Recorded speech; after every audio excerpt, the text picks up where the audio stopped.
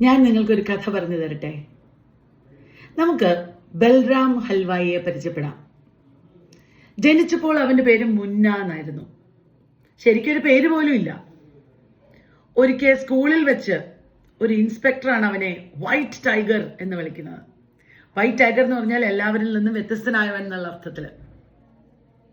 പിന്നീട് കഥ അവസാനിക്കുമ്പോൾ വലിയൊരു ഗംഭീരമായ പേരൊക്കെ ഉണ്ട് അവന്. എന്താണിത്? അശോക് ശർമ്മ. ഏതോ വലിയ ആളുടെ പേരാന്ന് തോന്നുന്നു. ഇവനിപ്പോ എന്താണ് ചെയ്യുന്നത്? ഒരു ഓൺട്രപ്രണർ ആണ്. സ്വയം ഒരു ബിസിനസ്സുകാരനായിരിക്കുകയാണ്. ഒരു റിക്ഷക്കാരന്റെ മകനായിരുന്നു ജനിച്ചപ്പോ. ഇപ്പോ ടാക്സി കമ്പനിയാണ് നടത്തുന്നത്. വൈറ്റ് ടൈഗർ എന്നാണ് ടാക്സി കമ്പനിയുടെ പേരും. ചൈനീസ് പ്രധാനമന്ത്രി, ചൈനയിൽ നമുക്കറിയാലോ കമ്മ്യൂണിസം ആണ്, അവിടെ ഓൺട്രപ്രണർഷിപ്പ് അധികം ഇല്ല. ചൈനീസ് പ്രധാനമന്ത്രി വെൻ ജിയാബോ എന്ന പ്രശസ്തനായ ഒരാളുണ്ടായിരുന്നു. അദ്ദേഹത്തിന് കത്തുകൾ എഴുതുകയാണ് ഈ മനുഷ്യൻ അശോക് ശർമ്മ. 7 കത്ത് മറ്റാണ് എഴുതുന്നത്. അതിൽ താൻ എങ്ങനെയാണ് ഈ അധപ്പതിച്ച സമൂഹത്തിൽ നിന്ന്, ഒരു ചെറിയൊരു കമ്മ്യൂണിറ്റിയിലാണ് അവൻ ജനിച്ചത്. അവിടെ ഒരു പോവർട്ടി, ഭയങ്കരമായ ദാരിദ്ര്യം, കഷ്ടപ്പാട്, അല്ലാണ്ട് ഒന്നും ഉണ്ടായിരുന്നില്ല. അവിടുന്ന് എങ്ങനെ ഉയർന്നു വന്നു, വലിയ പണക്കാരനായി, വലിയ ഓൺട്രപ്രണറായി, ഇതൊക്കെയാണ് അവൻ പറയുന്നത് ഈ കത്തുകളിൽ. അവൻ ജനിച്ചു വളർന്നത് ലക്ഷ്മൺഗഡ് എന്ന് പറഞ്ഞ ഒരു ചെറിയ കുഗ്രാമത്തിലാണ്. അവിടെ ഭയങ്കര കഷ്ടപ്പാട് മാത്രമേ ഉള്ളൂ. അവിടുന്ന് ഇപ്പൊ എവിടെയാണ് ഇരിക്കുന്നത്? ബാംഗ്ലൂരിൽ. രാത്രി കാലങ്ങളിൽ നിയോൺ വിളക്കുകൾ, നൈറ്റ് ലൈഫ് ഒക്കെ ഉള്ള ബാംഗ്ലൂര്. അപ്പോ അതെങ്ങനെയാണ് ഇങ്ങനെ ഉയർന്നു വരാൻ കഴിഞ്ഞത് എന്ന് തുറന്നു പറയുകയാണ് ഈ കത്തുകളിലൂടെ. സ്കൂളിൽ നിന്ന് അവൻ ചായക്കടയിലാണ് പണിക്ക് പോയത്. ചായക്കടയിൽ നിന്നുകൊണ്ട് തന്നെ ഡ്രൈവിംഗ് ഒക്കെ പഠിച്ചു. അവസാനം അശോക് എന്നുള്ള ഒരു സാറിന്റെ ഡ്രൈവറായിട്ട് മാറി. അങ്ങനെ ഉയർന്നു വന്നു. അശോകിന്റെ ഭാര്യയാണ് പിങ്കി മാഡം. ഇവരുടെ വീട്ടിൽ ജോലിയെടുത്തു. ഇവരത്ര നല്ല ആൾക്കാരൊന്നുമല്ല. ഇവർ ആളുകൾക്ക് കൈക്കൂലി കൊടുക്കുകയും ഒക്കെ ചെയ്യുന്ന ആൾക്കാരാണ്. അപ്പോ അശോകിന്റെ കൂടെ നടന്ന് നമ്മുടെ മുന്ന ഇതെല്ലാം കാണുകയാണ്. ബൽറാം ഹൽവായി ഇതെല്ലാം കാണുകയാണ്.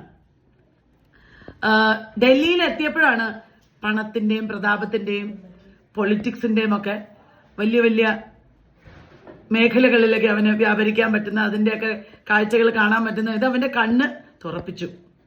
കൈക്കൂലിക്കാർ ഇഷ്ടം പോലെ, നികുതി വെട്ടിപ്പുകാർ, ഗവൺമെന്റിന്റെ കണ്ണ് വെട്ടിക്കുന്നവരും ഗവൺമെന്റിനെ യൂസ് ചെയ്ത് ആളുകളെ പറ്റിക്കുന്നവരും ഒക്കെ ഇഷ്ടം പോലെ ഡൽഹിയില്.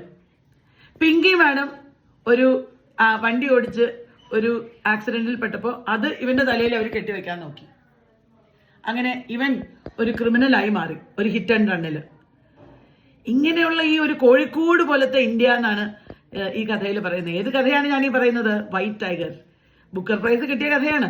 ആരെഴുതിയതാണ്? അരവിന്ദ് അടിക. അപ്പൊ ഈ കോഴിക്കോട് പോലെയുള്ള റൂസ്റ്റർ കൂപ്പ് എന്നാണ് അതിനെ വിളിക്കുന്നത്. അങ്ങനെയുള്ള ഈ ഇന്ത്യയില് അവൻ എങ്ങനെയൊക്കെയോ പിടിച്ചു നിൽക്കുകയാണ്. അവസാനം അവൻ എന്താ ചെയ്തെന്നറിയോ? ഒരു കുപ്പിയോ മറ്റോ കൊണ്ട് തലക്കടിച്ച് ഈ അശോകിനെ കൊല്ലുകയാണ്.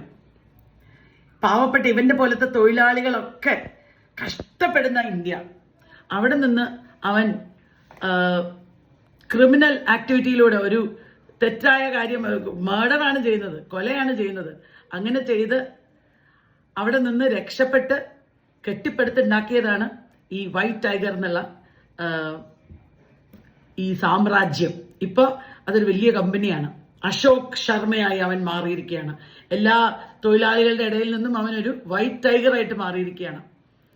അപ്പോ എങ്ങനെയാണ് ഈ സമൂഹത്തില് ബിസിനസ്സും പൊളിറ്റിക്സും ഒക്കെ നടക്കുന്നത്? അതിന്റെ പിന്നാമ്പുറങ്ങളിലുള്ള കുതന്ത്രങ്ങൾ എന്തൊക്കെയാണ്? ഇതൊക്കെയാണ് ഈ കഥയിലൂടെ നമുക്ക് കാണാൻ കഴിയുന്നത്. വളരെ പ്രശസ്തമായ നോവലാണ്. ഒരുപാട് പേർക്ക് ഇത് പഠിക്കാനൊക്കെ ഉണ്ട്. ഞാൻ വെറുതെ ഇരുന്നപ്പോൾ എനിക്ക് ഇങ്ങനെ ഒരു കഥ പറയണമെന്ന് തോന്നിയപ്പോൾ ഇത് പറഞ്ഞു എന്നേ ഉള്ളൂ. നിങ്ങൾക്ക് കഴിയുമെങ്കിൽ ഇത് വായിക്കണം. വായിക്കാൻ പറ്റില്ലെങ്കിൽ വേറൊരു വഴിയുണ്ട്. നിങ്ങൾക്ക് ചിലപ്പോൾ അറിയുമായിരിക്കും. ഒരു സിനിമയും ഉണ്ട്, വൈറ്റ് ടൈഗർ. അത് കണ്ടവരുണ്ടാവും നിങ്ങൾ പലരും. അപ്പോൾ ഞാൻ കഥ പറഞ്ഞത് ഇഷ്ടമായെങ്കിൽ കമന്റ് ബോക്സിൽ പറയണം, താഴെ പറയണം. ഞാൻ ഇനിയും കഥകളുമായിട്ട് വരും. ഒരിടയ്ക്ക് ഞാൻ മുമ്പ് ഇതുപോലെ കഥ പറഞ്ഞിരുന്നു, പലരും ഇഷ്ടമായെന്ന് പറഞ്ഞിരുന്നു. പിന്നെ ഞാൻ അതങ്ങ് നിർത്തി. വീണ്ടും ആരംഭിക്കാമെന്ന് വിചാരിക്കുകയാണ് കഥ പറച്ചിൽ. ഓക്കെ, അപ്പോൾ താങ്ക് യു വെരി മച്ച്. വീണ്ടും കാണാം. ടാറ്റാ.